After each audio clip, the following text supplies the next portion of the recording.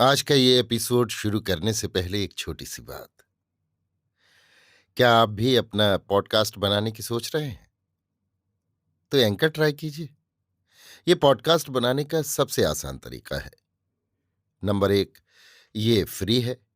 Number 2, इसमें कई सारे ऐसे टूल्स हैं जो आपको अपने फोन और कंप्यूटर पर रिकॉर्ड और एडिट करने की फैसिलिटी देते हैं। नंबर 3, आप अपने पॉडकास्ट को डिस्ट्रीब्यूट भी कर सकते हैं, जिससे इसे स्पॉटिफाई और दूसरे प्लेटफॉर्म पर सुना जा सके। तो डाउनलोड कीजिए फ्री एंकर ऐप या विजिट कीजिए anchor.fm पर अपना पॉडकास्ट स्टार्ट करने के लिए। ये तो थी एक छोटी सी जानकारी, और अब शुरू करते हैं एपिसोड का सिलसिला। तो आज के एपिसोड में लीजिए सुनिए, आचार्य चतुर्सेन के लिखे उपन्यास सोमनाथ के 50वें भाग पाटन में हड़कंप को मेरी यानी समीर गोस्वामी की आवाज में। घोगा बापा और महाराज धर्मगजदेव के रणांगण में गिरने के समाचार हवा में तैरते हुए पाटन पर छा गए। अमीर दबादब गुजरात की ओर बढ़ा चला आ रहा है, इसकी भांति भांति की विकृत और कल्पित कहानियां लोग कहने सुनने लगे।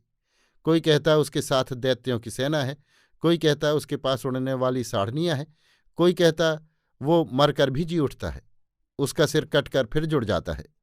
जितने मुंह उतनी बात। पाटन के उद्वेग का ठिकाना न रहा। लोगों के चेहरों पर हवाइयां उड़ने लगी। सेठ साहूकार गृहस्थ अपना धन रत्न धरती में या तहखानों में छिपाने लगे। जिससे जो लेकर भाग जाते बना ले भागा। जिसका जिधर मुंह उठा वो उधर ही भाग निकला। किसी को किसी की सुध न रही।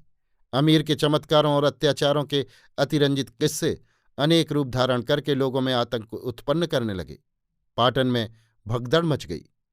इस समय पाटन में दो ही ऐसे पुरुष थे जिन पर पाटन का सारा दायित्व था। एक वैदेशिक मंत्री दामोदर महता, दूसरा मंत्रीश्वर विमलदेव शाह। दोनों ने परस्पर विचार विनिमय किया, परिस्थिति को परखा और आगे पीछे की योजना बनाई। महाराज वल्लभदेव और भीमदेव इस समय राधनपुर में सैन्य तथा युद्ध सामग्री का संग्रह कर रहे थे। दामोदर मेहता ने तुरंत नगर राज्य और राज्यकोष की सुरक्षा की व्यवस्था की।